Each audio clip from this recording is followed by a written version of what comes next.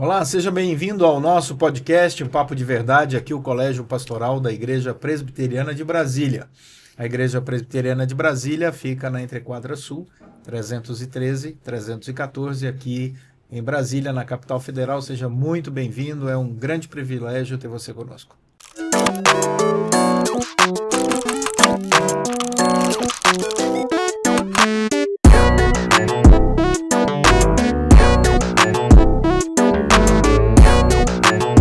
Hoje aqui nesta mesa, Reverendo Guilherme, Reverendo Timóteo, Reverendo Piva, eu, Reverendo Leonardo, e o tema é esse, o Evangelho depois da conversão.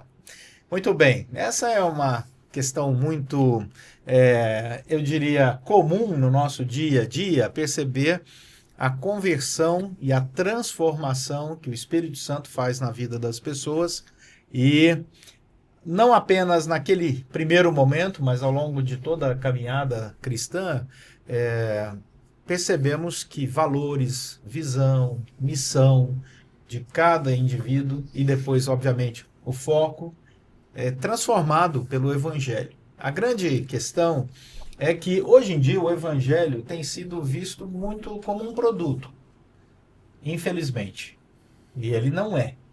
Então, é uma boa nova. Então a grande questão é por que o cristão nunca deixa de precisar do Evangelho, já que ele não é esse produto, por que ele é tão nobre e, eu diria até, eterno, né? Por que não? Porque ele perpassa toda a nossa existência aqui e avança pela eternidade adentro. Como é que nós poderíamos, vou começar aqui com o Reverendo Guilherme, né? Como é que nós poderíamos explicar isso para aqueles que estão nos ouvindo e que ainda não conhecem esse processo da conversão, aqueles que estão começando a sua caminhada cristã e aqueles que já estão na sua caminhada. Quer dizer, temos aqui três perspectivas. Pois é, recentemente nós trabalhamos com os nossos jovens lá da igreja um comentário da carta de Paulo aos Gálatas, e o pastor Tim Keller ele trabalha exatamente essa questão de como o evangelho ele de fato se dá para a vida da igreja, não e tão somente como a gente diz assim, isso aqui é uma coisa muito básica, isso aqui é só, por exemplo, para quem é recém-convertido, mas na verdade, como o evangelho ele vai perpassar toda a vida da igreja, a vida prática dos irmãos. Por exemplo, olhando para o evangelho, eu me coloco no meu devido lugar.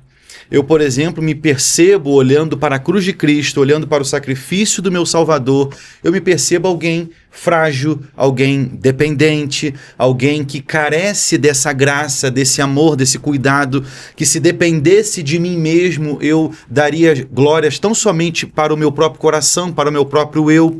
Então, o Evangelho, e é sempre bom a gente lembrar, ele é algo, e uma boa notícia, na verdade, uma excelente mensagem, que há sim salvação, que há sim uma graça maravilhosa que o Senhor, de fato, ele vai infundir em nós, apesar dos nossos pecados. Então essa é a maravilhosa notícia que o Evangelho nos traz, mas precisamos entender que ele não é uma mensagem tão somente para quem está chegando agora na igreja, para quem, por exemplo, um dia você vai, de alguma forma, querer evangelizar um amigo e aí vai explicar ali o plano de salvação, mas é para todos nós que desejamos viver, de fato, o Evangelho em si, viver, de fato, aquilo que Cristo fez na cruz, como eu vou viver a minha vida à luz desse sacrifício maravilhoso, né?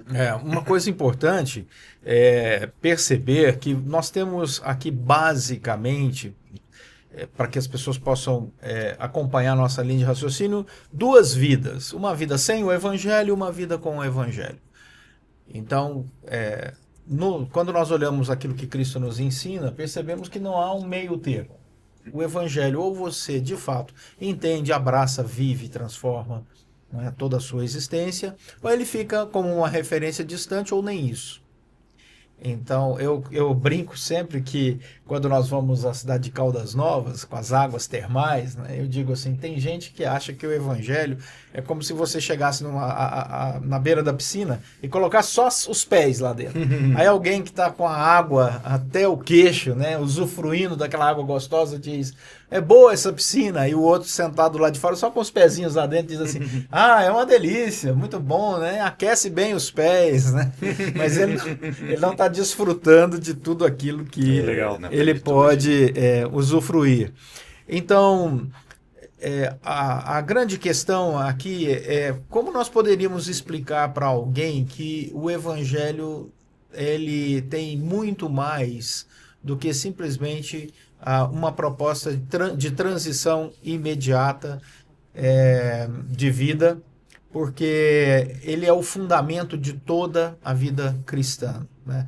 O reverendo Guilherme já começou aqui exatamente a entrar por essa porta. E aí, Timóteo, fica essa pergunta: como explicar para quem ainda não conheceu o Evangelho que ele não é só um processo de conversão, de mudança de religião, mas que ele é o fundamento de toda uma jornada? Como poderíamos traduzir isso de maneira mais simples para a gente continuar na nossa caminhada aqui? Eu colocaria essa explicação voltando lá na queda do homem, né? O homem ele foi criado de modo perfeito para viver no mundo perfeito, no relacionamento perfeito com Deus. E a partir do momento onde há a quebra dessa perfeição por meio do mal, do pecado, na desobediência do homem, tudo é afetado. Então todas as instâncias são afetadas. Então a gente tem consequências no homem internamente, no homem de forma relacional, no homem em relação com a natureza e no homem em relação com Deus. Então essas 4 instâncias foram afetadas totalmente pelo pecado. E quando o Evangelho vem, ele vem para resolver as 4 instâncias. Não é, estou com um probleminha aqui, meu joelho dói, eu preciso de um remédio para o meu joelho. Não, o joelho dói, mas o resto do corpo dói. Os relacionamentos estão quebrados, o relacionamento com a criação, a nossa interação com a natureza, aquilo que Deus criou, também está danificado e precisa de reparação, e principalmente o nosso relacionamento com Deus. Então o Evangelho ele vem para mudar tudo e totalmente. Não é um pequeno aperfeiçoamento, não é vou ali melhorar um pouquinho, mas eu vou ali viver uma troca de paradigma, uma coisa assim completamente que transforma o todo do ser humano, né? Eu diria que é por aí. Piva, quando nós falamos sobre pecado, muitas pessoas não conhecem bem essa definição de pecado. Porque fala-se muito, né? Pecado é errar, pecado é errar o alvo. Fica assim, eu sempre sinto uma ausência de uma explicação, não precisa ser longa, obviamente, mas mais inteligível para quem não é cristão quando nós falamos sobre pecado. Como é que nós poderíamos ajudar alguém que não tem essa intimidade com o Evangelho para entender o significado desta palavra na prática? Eu creio que a melhor coisa é começar dizendo o que ele não é, ou pelo menos não apenas isso. A sociedade, até mesmo dentro de alguns grupos evangélicos, eu creio que atribui pecado muito mais a questões de costumes culturais e morais e éticos. Não que não passe por aí, também é uma das manifestações. Mas eu creio que a definição mais geral é tudo aquilo que vai contra a vontade de Deus. E como toda definição, acaba surgindo algumas perguntas. Tá bom, então qual é a vontade de Deus? Bom, ela está presente na Escritura. Então, se eu quiser entender mesmo o que é pecado, eu lendo a Escritura, conhecendo a vontade de Deus, vou ter uma noção muito mais apurada, ainda que deficiente pelo nosso estado em que estamos. Mas vamos entender o que é a vontade de Deus de fato, que vai muito além da moralidade, da ética, bons princípios, faça ao outro o que quer que faça a você mesmo e vice-versa. Então, aí pecado se torna realmente a definição transcendente. Eu ofendi a Deus quando não cumpri a sua vontade. Uma coisa muito importante nesta relação do pecado é perceber que o pecado é a quebra da lei de Deus. E você bem disse, ela está revelada na Escritura Sagrada. Então, a primeira coisa que pode ajudar a quem ainda não conhece tanta teologia é que a pessoa tem uma fonte. Ou seja, não é o que eu penso, o que Guilherme pensa, o que Piva pensa, o que Timóteo pensa, é o que a palavra diz. E isso estabelece uma segurança para aquele que deseja entender o que é pecado, o que é vontade de Deus, o caráter de Deus, os atributos de Deus e assim por diante. Eu creio que a grande boa nova do Evangelho é o Evangelho. Uhum. Você não precisa ficar, não é, Ele buscando mesmo. outra coisa. Então, quando Cristo vem, fica muito evidente esta segurança que nós temos na palavra de Deus revelada. Não é isso? É isso mesmo. E aí eu acho que vai também, dentro do nosso tema, as acepções ou significados da palavra evangelho. Uma palavra dentro de um determinado círculo, mesmo dentro daquele círculo, ela pode ter significados diferentes. Vão haver pontos em comum, mas com algumas diferenças. Por exemplo, só no meio evangélico. Evangelho pode significar, e é o mais básico, a boa nova para quem estava perdido, para quem estava no pecado. Pode significar o conteúdo dos livros que são os evangelhos. E o sentido mais amplo é essa transformação de vida, é essa boa nova e as decorrências disso. Então, por exemplo, viver segundo o evangelho é viver segundo a transformação que me foi dada pelo poder de Deus. E eu acho que vale a pena uma pequena comparação, que é muito significativa, na verdade. Os evangelhos no Novo Testamento, eles são algo paralelo como o Pentateuco no Antigo Testamento. Todos os profetas chamam a lei de Moisés. E todas as cartas de Paulo e todas as pastorais chamam a um retorno para quem se desviou e a uma permanência nesse evangelho. Daí ser o evangelho necessário por toda essa vida. Como é que pode, Guilherme, o Evangelho ajudar na caminhada do cristão, agora convertido, no processo de santificação? Bom, agora eu entendi que eu sou pecador, como você bem disse no começo. Eu, por mim mesmo, não consigo resolver os meus problemas. Eu não consigo encontrar em mim mesmo referências seguras para decisões que sejam proativas, produtivas, né? Quando nós olhamos agora para o processo de santificação, o que isso significa nessa boa nova do Evangelho depois da conversão? É uma caminhada. A gente sabe que, em que pese inclusive a nossa salvação, ainda continuamos caindo, tropeçando, como colocamos aqui, né, o que é o pecado, errando o alvo, transgredindo ali a lei do Senhor. E dia após dia o Senhor nos guarda, o Senhor, de fato, através até do seu próprio Santo Espírito, nos dá a noção do que é pecado, justiça, juízo. E é importante a gente ter em mente que a minha justiça própria, por vezes, e Jeremias vai falar isso, a questão do coração do homem ser enganoso, né? Como nós temos os nossos pensamentos, por vezes sentimentos, eles são enganosos, que na verdade nós temos, como bem colocado por vocês, um referencial, uma palavra que ela, independente da cultura em que eu vivo, independente do tempo em que eu estou, a palavra ela é inerrante, ela é infalível, ela é pura e eu não sou. E naturalmente, ao não só olhar, lê-la e ser confrontado com ela, eu vou ver, porque ela é pura e eu não sou. Agora, na verdade, o quão impuro eu estou e quão necessitado dessa palavra eu sou para que realmente eu tenha meu coração purificado, né?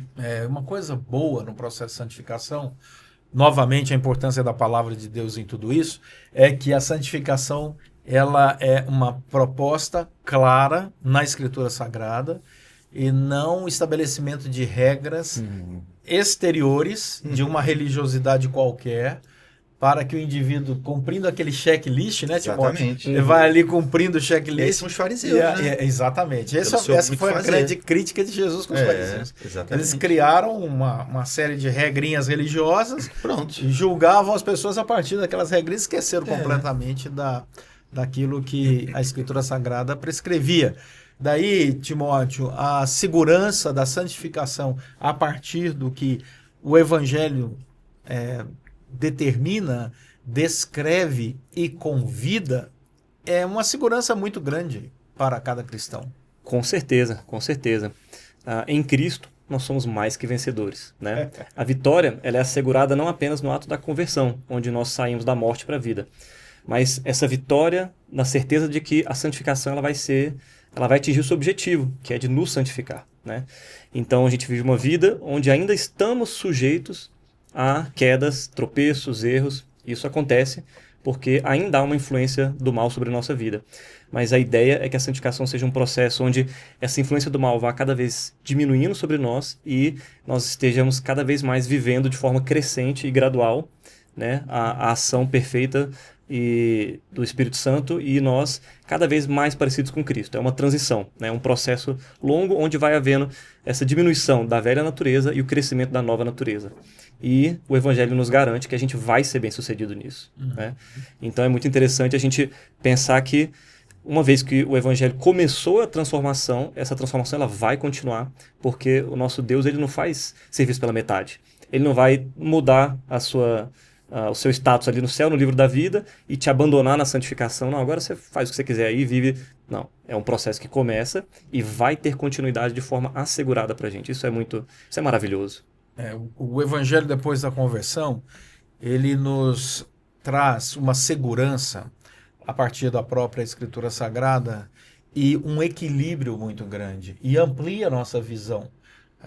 Uma das características que eu percebo ao longo de tantos anos, conversando com tantas pessoas, é como as pessoas que começam uma vida cristã muito desequilibrada, repleta de culpa, de orgulho, e muitos conflitos nesses ambientes, eis que, com o passar do tempo, à medida que vão ouvindo o Evangelho, aprendendo o Evangelho, lendo a Escritura Sagrada, estudando a Escritura, participando da igreja, na comunhão com os irmãos, porque isso também edifica, consolida, né, a caminhada cristã, como isso traz equilíbrio, ou deveria trazer na maioria dos casos.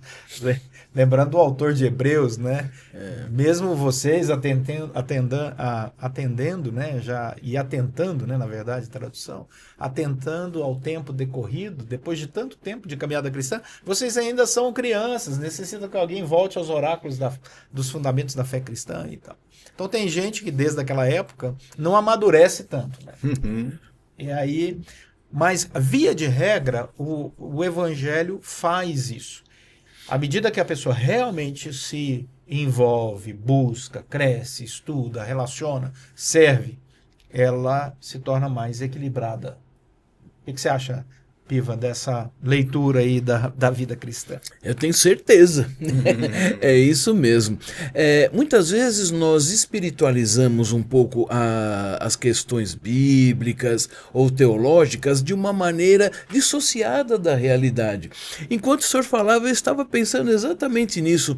Tudo na nossa vida é um processo de amadurecimento. É uma lei universal que Deus colocou para o homem mesmo antes da queda. Com a queda, essa lei continua em vigência, só que agora com todos os prejuízos da queda. Mas eu ainda estou em constante amadurecimento. A vida cristã da mesma forma. E acho que vale a pena lembrar o seguinte, que a vida da santificação, a vida do crente, tem altos e baixos, mas não é uma montanha russa. Na média, ela é uma subida, ou seja, eu estou subindo, mas eu posso ter quedas. Mas depois eu subirei de novo e já estou num novo patamar. Já não é mais como a minha queda anterior. Eu tenho mais experiência, mais conhecimento. Então, estamos subindo na nossa vida de santificação. Daí a necessidade de sempre voltarmos ao Evangelho. E acho que vale a pena destacar o seguinte: às vezes também se faz um pouco a seguinte dissociação, de que Cristo está escrito no Evangelho sobre ele, ou que ele vem falar do Evangelho. Mas não nos esqueçamos, ele é a encarnação, ele é o próprio Evangelho. E como ele é a pedra angular, a base de um edifício, o edifício vai crescendo, vai amadurecendo, mas a pedra angular continua lá. Se nós tirarmos, pode trazer grande prejuízo para a estrutura. Então, em momento nenhum, minimizar, menosprezar ou se esquecer das bases do Evangelho, porque precisamos voltar mesmo, porque falhamos. Daí o aviso que o senhor mesmo citou, o aviso bíblico. É triste, mas que bom que a gente tem para onde voltar e ser restabelecido e começar novamente mais maduro, mais firme.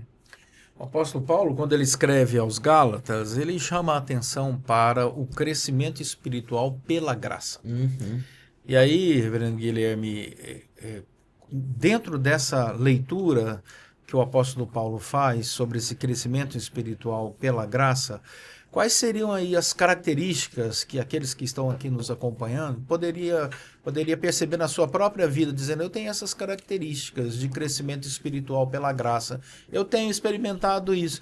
Sabe que eu nem sabia, agora, a partir desse podcast, eu estou percebendo que eu não estou tão ruim não, estou crescendo aqui no conhecimento e no crescimento espiritual pela graça. Quais seriam aí? Já estou dando a dica, porque são muitas, obviamente. Então, Para os finais.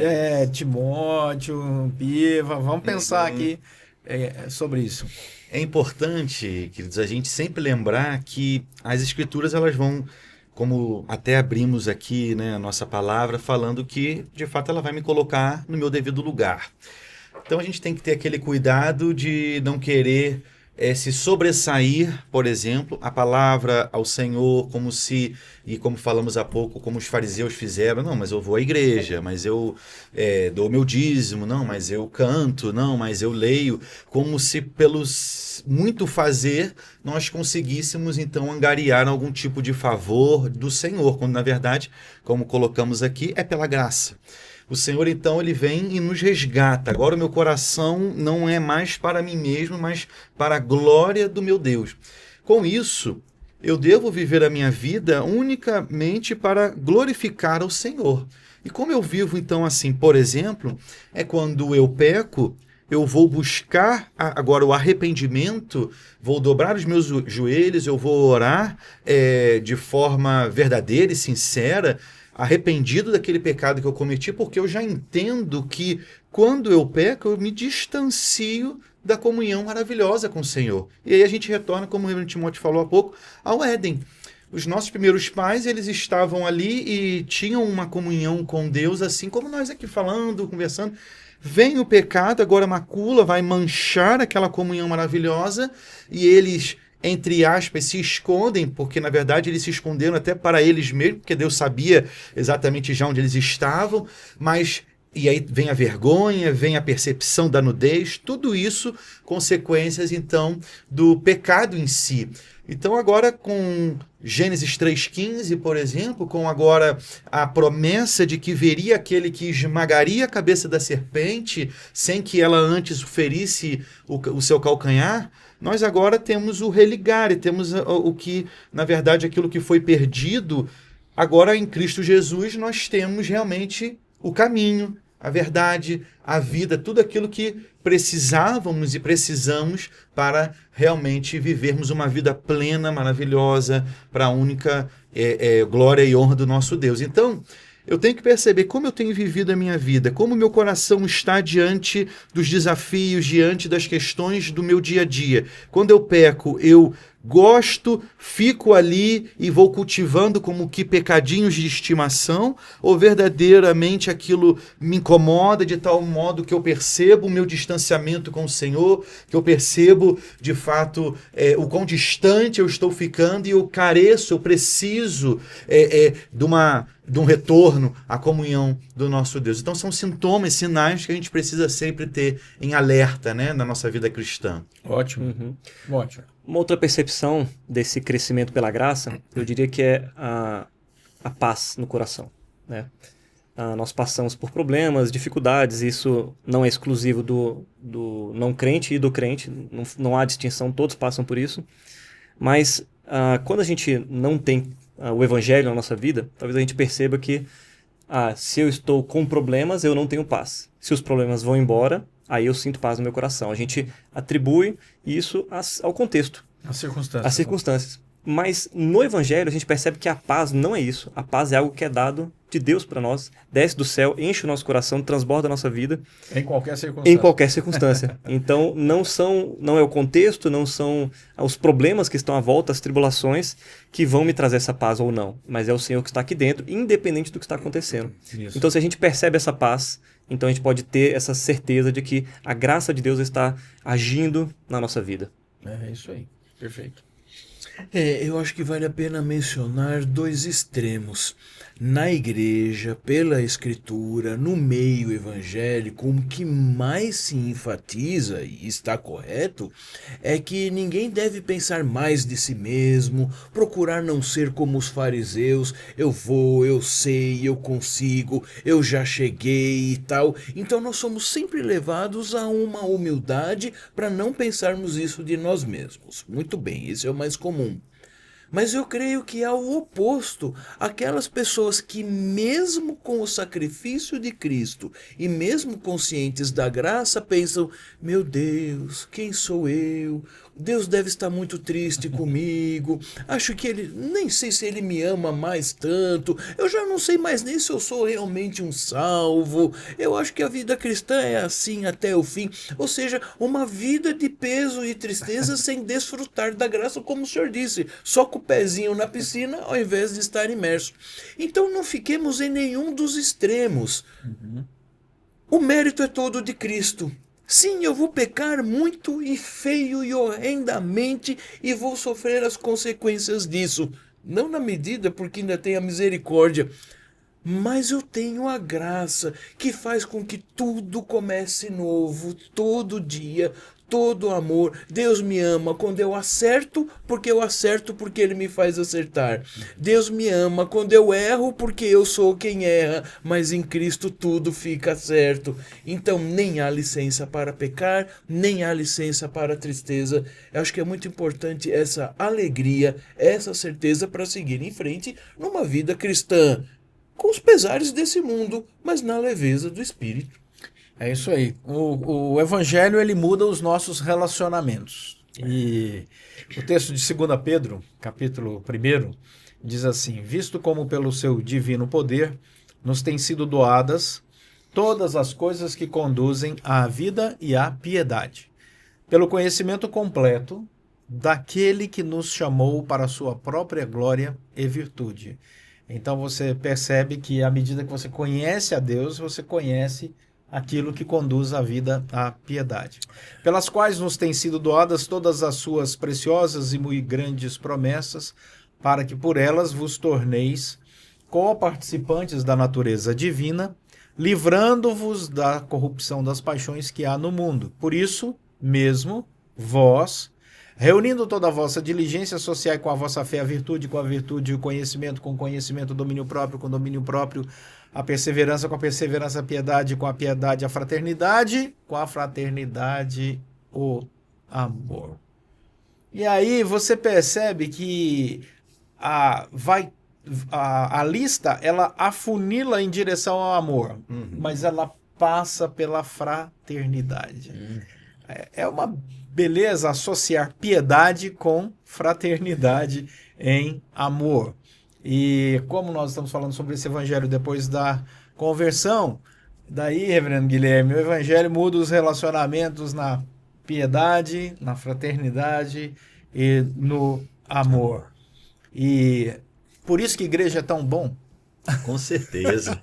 Somos o povo mais alegre, amado da face da terra. Porque sabemos que esse amor é um amor que é sacrificial. Se derramou na cruz em nosso lugar, apesar de nós, né, como colocamos aqui. E hoje somos esse povo reunido. Não é um povo perfeito, porque ainda continuamos caindo, continuamos pecando, mas é um povo realmente muito amado. E hoje nós amamos porque ele nos amou primeiro. Isso é maravilhoso como a palavra nos ensina. E então a igreja é chamada a, de fato, amar. Quando a gente olha para a parábola ali do bom samaritano, é exatamente isso. É amar aquele que muitas vezes é colocado pela sociedade como alguém à margem, como alguém que, entre aspas, você não deve lançar nenhum tipo de olhar de amor, de graça, quando na verdade foi exatamente assim que o Senhor fez e faz com cada um de nós. Nós estávamos à margem, nós estávamos desgarrados, distanciados do Senhor, e Ele vem de forma graciosa e nos resgata, nos chama para si mesmo, né? E hoje, então, amados, nos reunimos enquanto corpo dele, enquanto rebanho dele, para glorificar e exaltar o seu nome. É por isso que aquela pessoa que experimenta a conversão começa a usufruir dessa alegria da comunhão na igreja, onde todo mundo sabe muito bem que ninguém é perfeito, e isso vai muito contra a maioria da cultura popular, que imagina que as pessoas que experimentam esse processo de conversão vão para a igreja, porque ali é um reduto de gente que se acha perfeita, quando na verdade é exatamente o contrário. Nós nos ajudamos porque percebemos que sozinhos nós não podemos chegar muito longe, precisamos da graça de Deus e da companhia dos irmãos. Por isso, Timóteo, que aquele que experimenta a conversão começa a falar tão bem, de maneira tão suave, alegre, celebrativa, que agora está pertencendo a tal igreja. Isso. Esse seria um dos motivos. Com certeza. Acho que a pessoa que passa por esse processo de antes estar perdida em trevas e encontra a luz, ela imediatamente ela sente um desejo de eu quero estar com pessoas que estão vivendo o que eu vivo. Né? Eu quero ter pessoas que participam daquilo que eu estou vivendo, e ela encontra na igreja justamente essa comunidade, esse agrupamento de pessoas que estão no mesmo processo, que também conheceram o Evangelho, estão no processo de crescimento, de transformação, e pessoas que estão ali para se debruçar na palavra, para conhecer a lei de Deus, para conhecer como melhorar, como o processo de discipulado, de caminhar junto, de crescimento. Então ela encontra na igreja esse ambiente perfeito de pessoas que estão buscando a perfeição, né? E é um projeto de Deus. A igreja é um projeto de Deus. Não é já que a gente foi transformado pelo Evangelho, vamos se juntar aqui. Não, Deus ordenou, estejam juntos, porque aí vocês vão se ajudar, aí vocês vão se apoiar, aí vocês vão produzir o crescimento mútuo uns aos outros, exortando-se e estudando a palavra de Deus. Então, é um ambiente ali que não pode ser negligenciado, ele não pode ser colocado em segundo plano dentro da vida cristã verdadeira, né? Ele é realmente primordial no crescimento. Piva, Deus sempre vai falar, desde o Antigo Testamento até o Novo Testamento, que a adoração ela é celebrativa e em comunidade. É a Assembleia dos Santos, né? A comunidade reunida. Qual a importância do culto, dessa celebração em comunhão, na relação das pessoas com Deus, para aqueles que experimentam essa conversão e que devem continuar. Eu estou fazendo essa pergunta já aqui na minha mente, pensando sobre o desprezo de alguns que dizem assim, não, eu já fui na igreja, agora não estou mais, né? Eu saí, eu não preciso de igreja, sou um desigrejado. Perde-se muito quando se não compreende a beleza do culto, da assembleia, da celebração do povo de Deus na própria perspectiva divina, né? Que Deus é quem criou essa coisa chamada culto. Quem esteve numa igreja e não está mais e diz que não precisa, é porque enquanto esteve na igreja não entendeu o que significava estar lá. O nosso Deus é o Deus da união, da reunião, da congregação, nunca da divisão. Tanto que tudo que está ligado a separatismo e divisão está ligado a pecado. É quando o homem pecou que já a primeira separação dele de Deus. E depois com o seu cônjuge. E depois mais lá na frente na Torre de Babel. E por aí podemos ir seguir todas as divisões, guerras no Antigo Testamento. O povo de Deus, 12 tribos.